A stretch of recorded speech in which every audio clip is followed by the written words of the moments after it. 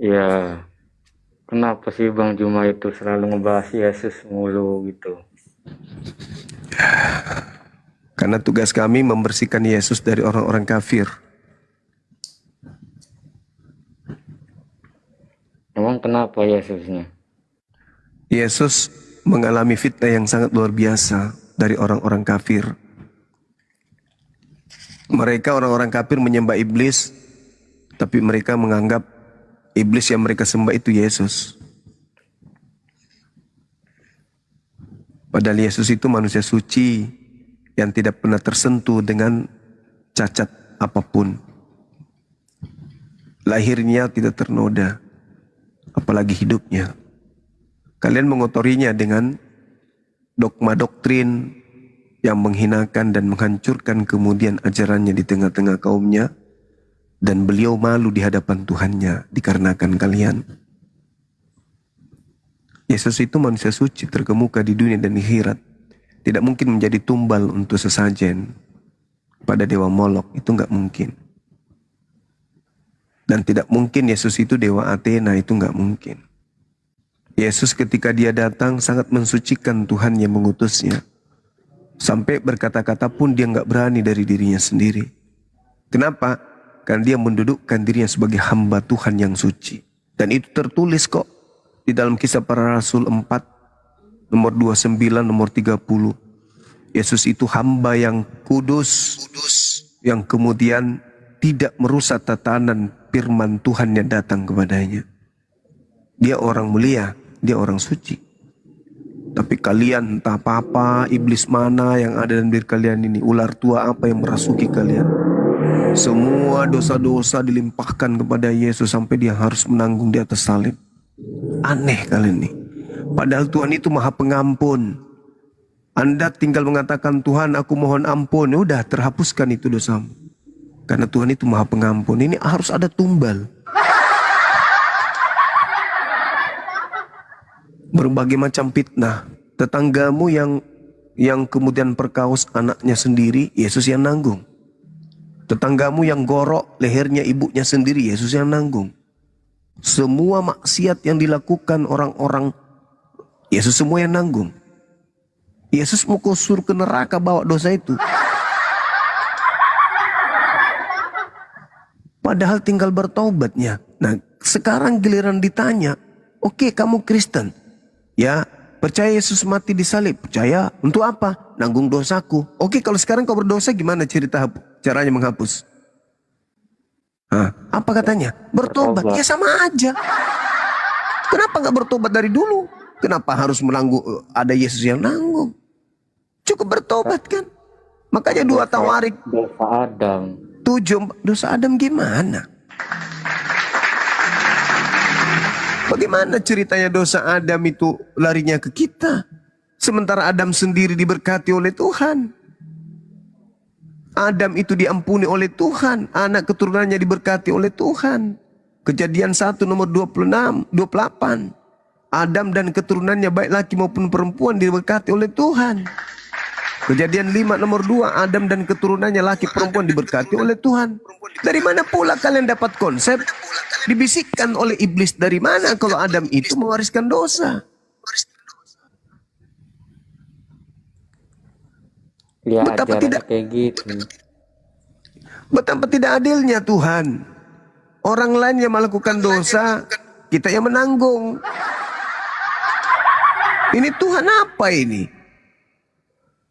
Orang yang melakukan dosa, orang lain yang menanggung. Ya itu nggak mungkin lah. Masing-masing kita. Yehezkiel 18, nomor 18 dan seterusnya.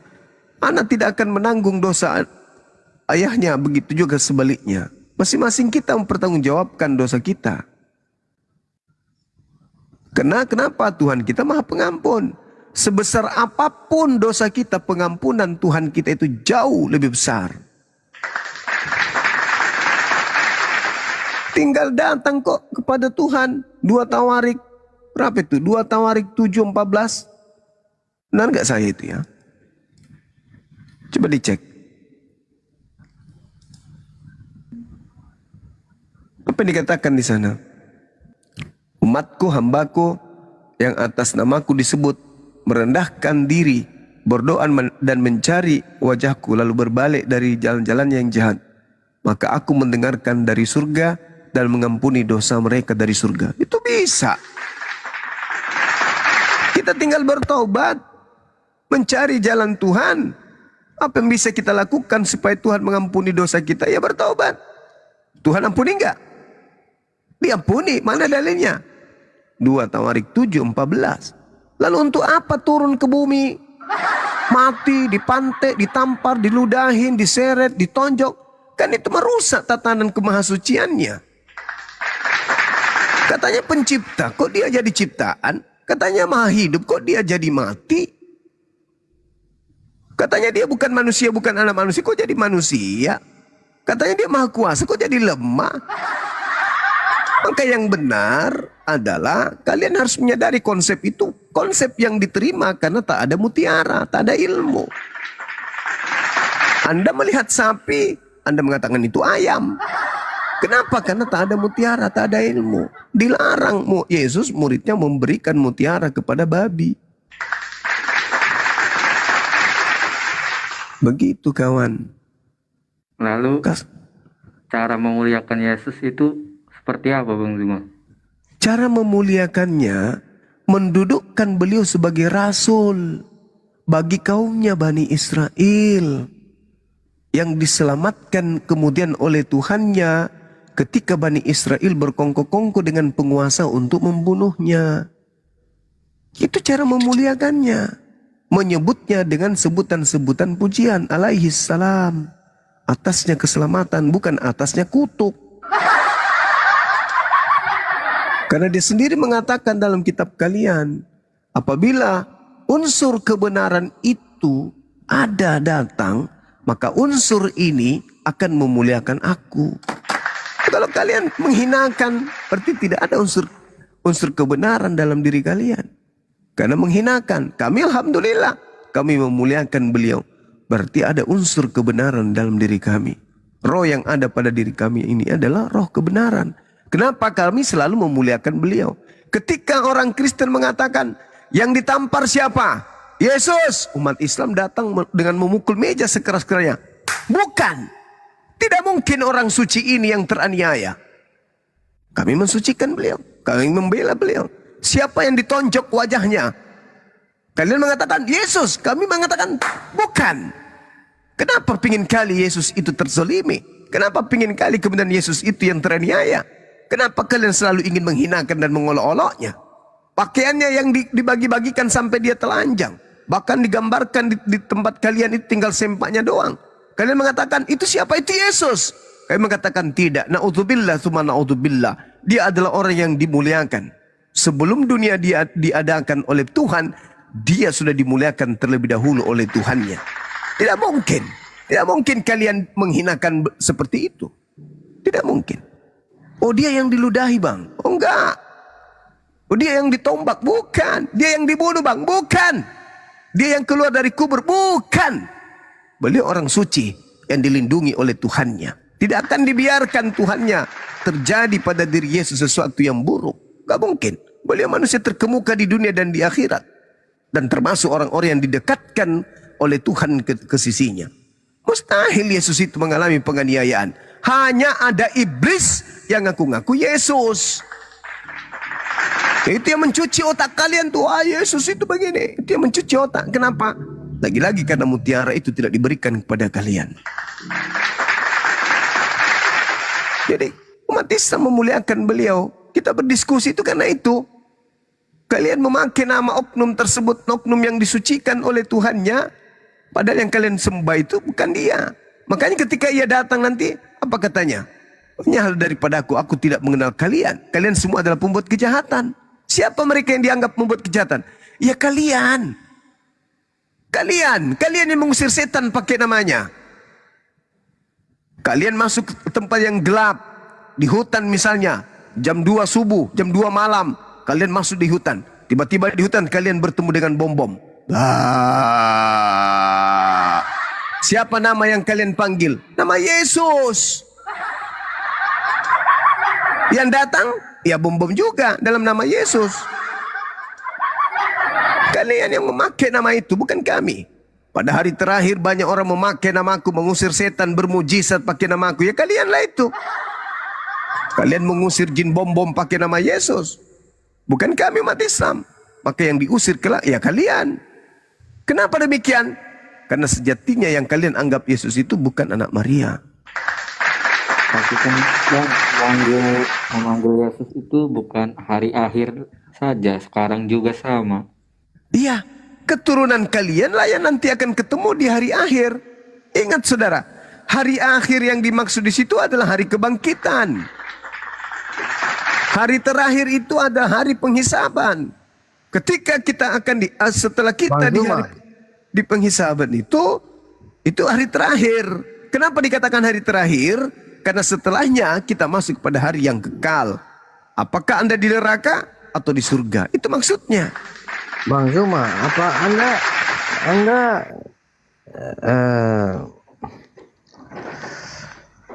gimana saya mau bilang ya? Coba Anda dikasih sinkron dulu otaknya dengan mulutnya biar bisa ngomong. Nah, Anda merasa yang paling paham semua kan? Bung, Anda juga sebenarnya paham, tapi Anda tidak mau tahu itu. Yang Anda tahu lebih mengedepankan doktrin dan dogma. Karena kalau Anda menggunakan pemahaman yang sebenarnya, Sekarang, Anda nggak jadi Kristen lagi. bukannya sebaliknya? Enggak dong. Anda menyembah Yesus itu karena ilmu atau karena doktrin? Oh, karena kasih. Wah, karena kasih. Kalau karena kasih, pentul korek juga bisa kau sembah. Karena kau mengasihi dia. Kenapa kau sembah ini sempaknya binikmu? Karena aku mengasihi binikku. Ini orang bertuhan itu pakai akal. Kasihilah Tuhanmu dengan akal budi. Itu kata Yesus. Bukan dengan kasih. Nanti setelah kita menggunakan akal, baru kasih itu muncul dengan sendirinya. Nah, tengoklah kawan, karena tak ada mutiara. Jangan kau memberikan mutiara kepada babi, kan tidak memiliki mutiara itu karena dilarang. Sekarang begini, saya tanya sedikit satu pertanyaan, boleh? Silakan. Kau tidak percaya Yesus mati? Ya tidaklah, sebab Yesus sendiri mengatakan aku tidak mati. Yesus loh yang ngomong. Yesus yang ngomong tidak mati? Iya. Yesus sendiri yang berbicara, aku Itu berdasar tidak di mana? mati. Berdasar punyamu atau punya saya? Berdasarkan Yesus di dalam Bibelmu. Loh, saya ini bertanya berdasarkan punyamu. Kalau punya aku, Yesus tidak mati. Nabi Isa alaihissalam, dia diangkat. Diangkat begitu. ke langit. Sama seperti Yesus di dalam Kau bilang Bibel. diangkat ke Dia langit. diangkat ke langit.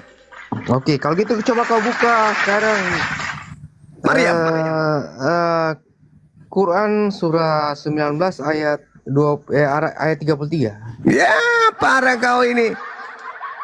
Surah Maryam itu tidak berbicara mengenai kebangkitan dari kubur. Itu berbicara mengenai kematian akhir zaman. Seluruh manusia akan mengalami kematian. Seluruh manusia akan mengalami 3 fase itu. Kau baca saja dulu lah. Kau baca saja dulu. Lahir, 19, mati, 33. bangkit.